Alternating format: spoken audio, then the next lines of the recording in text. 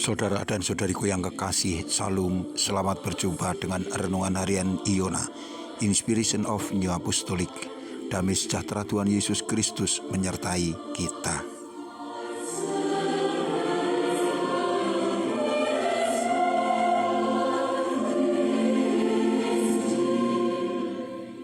Kita akan membaca firman Tuhan dari Injil Matius pasal 8 ayat 5 sampai dengan 6.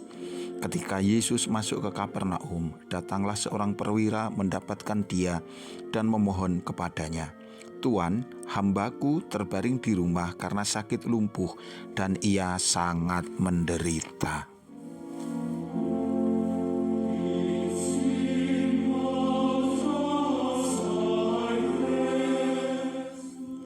Saudara dan saudariku yang kekasih, perwira Kapernaum, seorang pejabat militer yang dihormati, datang kepada Yesus. Meskipun dirinya adalah orang penting, namun caranya menghadap Tuhan sungguh mengesankan. Ia bukan seorang Yahudi, sehingga bagi banyak orang ia dianggap tidak layak menerima kemurahan Tuhan. Ia juga tidak sedang dalam masalah yang besar, karena ia sendiri dalam keadaan sehat dan tidak berkekurangan apa-apa. Ia bahkan memiliki kelebihan-kelebihan yang tidak setiap orang punya. Tetapi ia mau pergi meninggalkan rumahnya yang pasti juga nyaman, tempat di mana ia dapat beristirahat atau bekerja dengan tanpa gangguan. Untuk sementara waktu perwira ini mau mengesampingkan tugas dan pekerjaannya demi datang menghadap Yesus. Sebenarnya sebagai seorang perwira, ia bisa saja memerintahkan anak buahnya untuk menyampaikan pesan yang diinginkan kepada Yesus, dan pasti bawahannya akan melaksanakan perintahnya itu dengan patuh. Tetapi itu tidak ia lakukan. Ia mengkhususkan pekerjaan ini untuk dilakukannya sendiri. Ini berarti perwira itu menganggap apa yang hendak dilakukannya adalah pekerjaan yang penting, yang serius, dan tidak sembarangan orang boleh melakukannya. Padahal ini tidak berkaitan dengan kepentingan negara tertentu atau tentang sesuatu yang bersifat rahasia.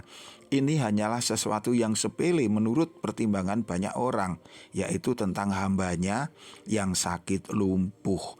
Sebenarnya perwira ini bisa saja mengabaikan penderitaan hambanya itu karena bisa jadi ia masih memiliki hamba-hamba yang lain yang banyak yang siap bekerja untuk dirinya.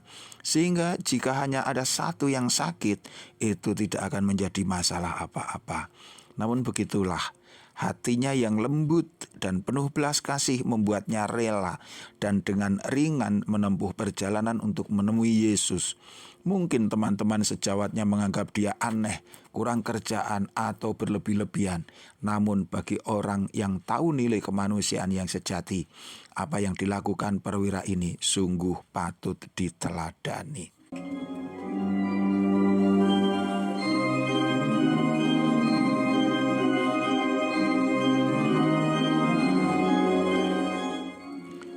Saudara dan saudariku yang dikasihi Tuhan, dalam kehidupan kita sehari-hari, betapa banyak orang yang menderita di sekeliling kita.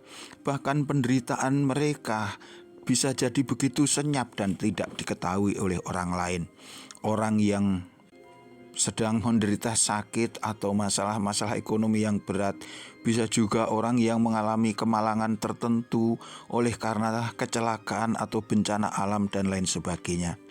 Jika mereka bukan keluarga kita, bukan orang terdekat kita, bukan anggota sidang jemaat kita, atau bahkan mungkin kita tidak kenal mereka sama sekali, maka sebenarnya tersedia banyak alasan untuk kita agar kita tidak melakukan apa-apa.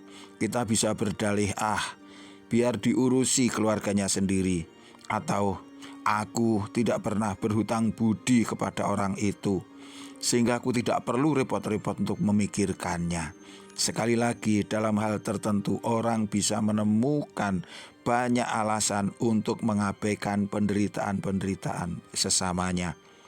Pola pikir yang demikian mengingatkan kita kepada perumpamaan Tuhan Yesus tentang orang Samaria yang baik hati.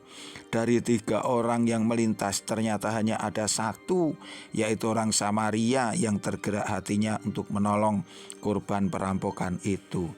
Jika angka ini kita gunakan sebagai pembanding, berarti akan lebih banyak orang yang berdalih dan menghindar dari kewajiban untuk menolong sesamanya daripada yang rela dan bersedia berkorban seperti orang Samaria itu. Lalu di mana posisi kita?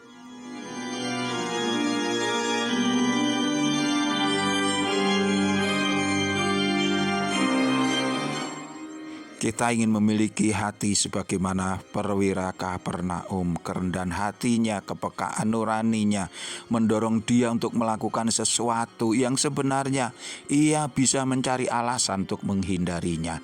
Karena semua manusia adalah ciptaan Tuhan, dan Tuhan mengasihi mereka tanpa kecuali. Adalah kehendak Bapa agar semua manusia diselamatkan. Maka jika kita mengaku sebagai anak Allah, sudah seharusnya kita juga mengikuti teladan Tuhan Yesus Kristus yang mengasihi semua manusia tanpa pandang bulu, sebagaimana yang sudah dipraktekkan oleh perwira dari Kapernaum itu. Saudaraku yang dikasihi Tuhan, milikilah hati yang peka, yang lembut, yang penuh belas kasih, yang tanpa pilih-pilih untuk kita dapat berbuat baik kepada sesama kita. Semuanya itu adalah investasi untuk kehidupan kita. Itu tidak hilang percuma, melainkan akan kembali untuk kita, untuk kemuliaan kita pada harinya Tuhan. Tuhan memberkati kita. Sampai jumpa. Amin.